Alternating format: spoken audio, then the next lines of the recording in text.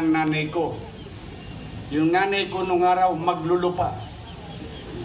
Asyenda. Bulubundukin. Umuusok pa. Marami siyang lupain. May hilig magtanim ang nanay ko. Pag nakakita ng bakanting lote yon, tatanim yon, ang talbos ng kamote. Kaya lang, kailangan mabantayan yung talbos ng kamote. Yung taniman mo. Lalagyan mo ng upuan. Papag. Mainit ang araw. Kailangan mo lagyan ng bubong. Siyempre pag naulan, umaanggi. Kailangan mo lagyan ng dingding. Hindi naman po pwedeng walang pintuan. Talbos ng kamote, tinanim ng nanay ko, bahay ang tumubo. Ayan. Thank you, Ma'am Chair. Ayan po ang buhay sa pagiging squatter. Kami po yun. Kaya tama po yung nasabi nyo kanina, Direktor. Hindi talaga tayo titigil na magtayo ng pabahay sa lungsod upang magkaroon ng kasiguruhan ang mga pamilyang Manileño ng sarili nilang mauwian. Ilan sa inyo rito ay nakatikim na. Marami sa ating mga kababayan nakatikim na. At hindi pa tayo titigil. Basta makabuelta lang tayo na makabuelta. Sabi ko nga sa inyo, nakita nyo yung relo na yan. Tinawagan ko na si Tambunting Sabi sa inyo, mahirap din, nangungupahan. Kasusweldo mo pa lang, nagbabayad ka na kagad ng upa sa kasera mo. Talagang ganun ang buhay, walang libre. But rest assured, pipilitin natin magbuti. Mano pa, patapos ng pabahay, may ospital, may eskwelahan, ngayon meron tayong bisita. Mapagmahal sa edukasyon, di kalibreng senador, talaga naman maipagyayabang mo yung kanyang galing, talino, at pagmamalasakit sa lahat ng mag-aaral sa buong Pilipinas. Ito ay ating bantay sa edukasyon, tagapagtaguyod ng mabuting edukasyon, mataas na kalidad ng edukasyon. Kaya imbis na ako magmensahe sa inyo ngayong araw na ito, basta ang request ko lang, bago ko siya ipakilala at siya magsalita sa atin, because siya po ay inspirasyon ng mga kabataan, inspirasyon ng mga leader. Meron lang akong tagubilin. Noong nakaraang linggo at noong isang linggo, sinabi ko? Uminom kayo ng maraming tubig, mag-ingat kayo sa panahon na ito, napakainit, ayoko magkakasakit kayo. Meron ako isang kaibigan, nalulungkot-takot, nakikiramay ako sa kanyang pamilya. Kaninang umaga ay sumakabilang buhay na. Yun ay malapit na malapit sa Maynila. Mahal na mahal nun ang Maynila. At sa mga taga-DCRH, nakikiramay ako sa inyo, sa pamilya ni Boy Gonzales. Talaga po, kaya sinasabi ko, walang pasabi-pasabi. Nung Webes lang, kasama natin si Tito Boy sa San Andres. Walang, parang ganyan. Parang nanghina yung tubig. Parang ganyan lang. Pero kidding aside, I really wanted you to be healthy. Stay safe because I alone cannot do it. I need each and every one of you. But I'm happy to introduce, at least, ito pag sinabi ko, ito pawang katotohanan. Totoo bang magaling na senador to? Yes. Kilala niyo magaling? Yes. Matalino? Yes. Mapagmahal sa edukasyon? Yes. At saka, mukhang ito yung senador na walang kaaway ngayon. Uso ngayon yun. Totoo po yun. Ako talaga, kayo bagay, kayo na rin naman ang makapagsasabi kung saan ko pinoposisyon ng Maynila. Basta sa Maynila, wala na yan. We move on with our lives. We focus on our problem the way he focused on our education, the future of our nation, our kids, and those kids who wanted to have a better life through education. That's why I'm proud and honored today na ipakilala ko sa inyo sa 24. Ito, isa sa dik kalibre. Literal to magaling, matalino. Salubungin natin ang mainit na palakpakan, Senador Bam Aquino.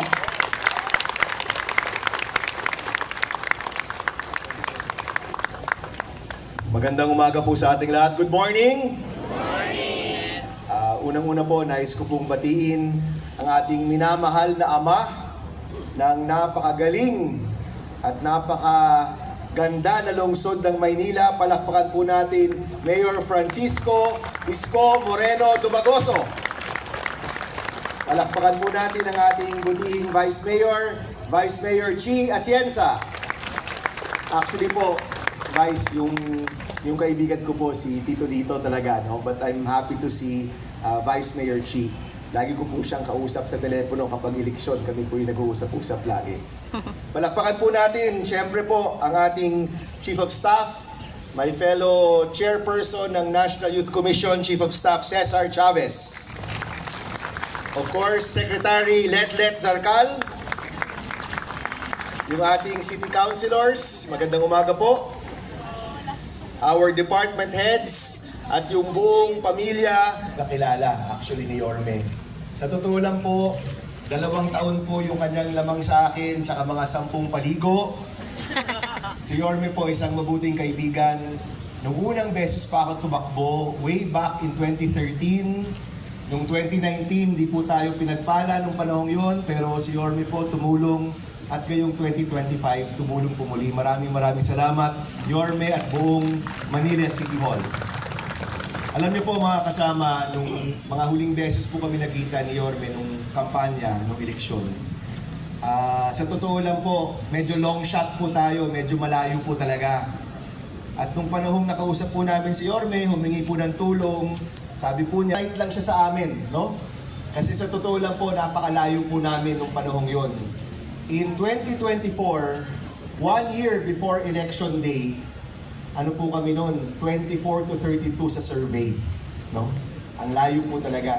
Pero kinayod po namin yon, hiniling po namin yung tulong ng ating mga kabataan, ng tulong po ninyo, at nang huli, nag-number 2 po tayo sa buong Pilipinas, at dito po sa Manila, nag-top po tayo. Kaya mula po sa aking puso, maraming salamat po sa inyong tiwala. At palagay ko po, yung pagiging, number 1 ba ako, number 2 dito? Number 1, yung pagiging number 1 po natin dito po sa lungsod ng Maynila, yung pinakamagandang pagsukli po dyan, yung pagtatrabaho para po sa inyo araw-araw habang nasa Senado po kami. Yung pagbigay pansin sa mga bagay na alam po naming mahalaga sa inyo, mahalaga sa mga constituents po ng Manila, mahalaga po sa mga kabataan ng Maynila. Yun po yung aming pagsukli sa inyong tiwala. Yung pagsigurado na sa araw-araw po namin nasa Senado, ang binibigyan po naming pansin ay walang iba kung hindi ang mahalaga sa taong bayan. Nabigyan po tayo ng pagkakataon na maging chairman ng edukasyon. Yan naman po yung ating sineryoso. Ngayon po, nais ko pong ibalita po sa inyo na ang taong ito, 2026, ito po ang taon kung saan pinakamataas ang budget ng edukasyon sa buong kasaysayan ng Pilipinas. 1.34 trillion pesos para sa edukasyon. Marami po dyan nakalaan sa mga classroom at kanina po humingi po ako ng update.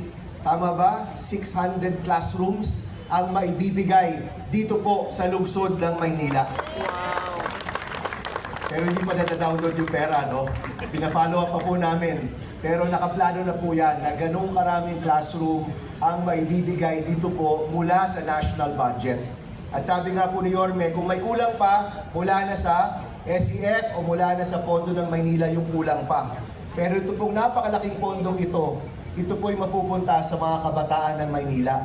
Para hindi na po nagsisiksikan, hindi na po hirap na hirap, meron pong pagkakataon at paraan na makapag-aral, matuto at maging mabubuting mamamayan. Hindi lang po yan, pati din po yung feeding program. nalagyan rin po natin ng malaking pondo. Baka hindi ho alam ng konseho, pero doon po sa special provisions ng GAA, nakalagay po doon, pwede magbuwa ang isang syudad o munisipalidad sa DepEd at kunin yung prorated budget for feeding para kayo na po yung magpapatupad ng feeding program. Alam ko po, meron na kayong feeding program. Kung nais po ng lungsod na yung buong feeding program kayo na po yung gumawa, pwede rin po kunin yung budget na yon. Sa gayon po, yung pagtayo ng classroom, pagkaroon ng feeding program, mas nabibigyan ng pondo ang mga syudad at munisipalidad na alam naman natin siyang frontliner talaga pagdating sa edukasyon. Kaya nga po, Mayor, di ba, kapag may problema, sila po yung unang-una. Kayo po ang unang-unang napupuntahan. Kayo po, alam na alam ninyo, hanggang sa eskwelahan, hanggang sa dami ng estudyante, ilan doon yung gutom, ilan doon yung nangangailangan ng tulong sa classroom, ilan doon yung nangangailangan ng tulong para makapagbasa at makapag-mathematics. No? So, ito pong realidad na yan po yung nire-recognize po namin para yung mga pondo na yan ay maibaba at maibigay po sa mga frontliners natin, sa mga syudad at munisipalidad. At sabi ko nga po, pagpasok po namin sa Senado, ang classroom gap sa buong Pilipinas napakalaki.